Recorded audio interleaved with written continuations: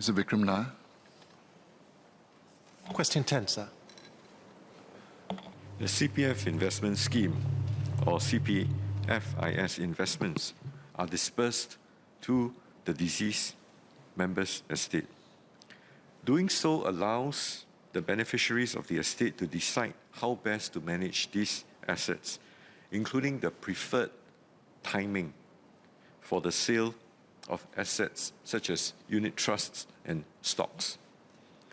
These decisions should be made by the beneficiaries, as these decisions could affect the value of the CPFIS investments.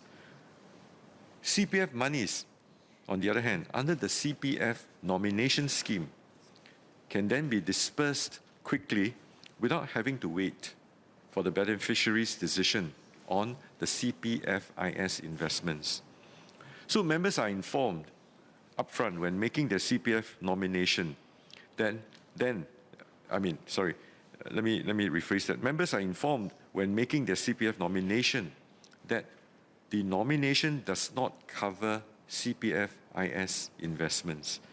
Hence, CPF members who want their CPFIS investments to go to the same beneficiaries as their CPF nominees should do so through their will.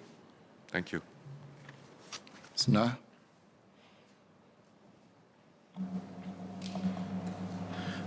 Thank you, Minister. I think that's a helpful explanation. I think the issue arises particularly with vulnerable families or less educated individuals. And I think the CPF nomination scheme was meant to be an easy way to avoid people having to write wills if their only asset was the CPF. And two areas of complications arise. One is in the event of bankruptcy. So, for example, if an individual is bankrupt, his CPF monies would go to his nominee, which could be the wife. But if it were to go to the estate, it would all go to the creditors. So I had an MPS case, for example, where a bankrupt had CPF monies which could not be touched by the creditors, which he was hoping would go to the wife. But because they had gone into investments, they went to the creditors. The second is, again, bankruptcy, but where one of the recipients is a bankrupt. So in this case, the nominee was the wife. But because the monies were in investments, they went to the estate. There was no will, so half of it would go to a child who happened to be bankrupt, and the other half would go to the wife. But then the creditors then come in to decide how to sell the assets. So another solution may be to have the assets go to the nominee, and then the nominee can decide when to sell, because the beneficiary in the estate may be quite different from the nominee. Thank you.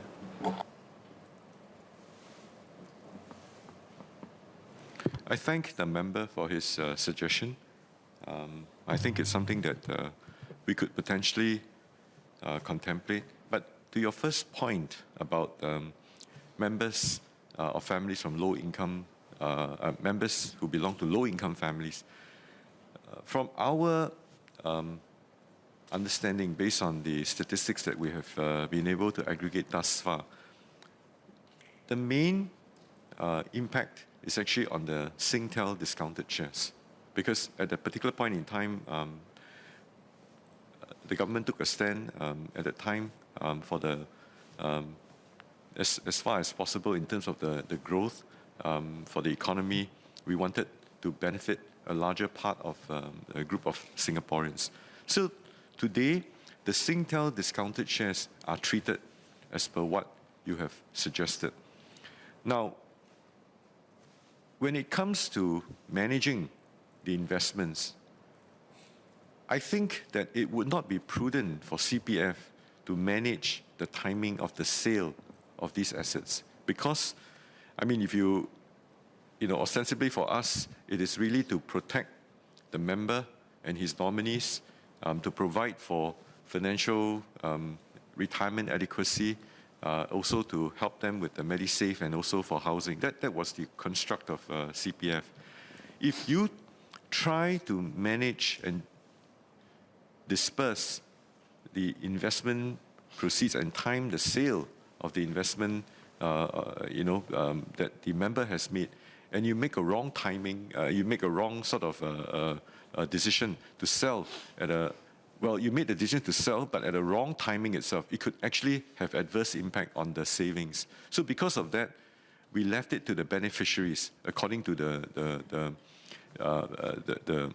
will. And no, sorry, we left it to the estate to manage. So, but to your point about some of the other potential improvements to the scheme itself, I'm prepared to take them on board and consider. Thank you.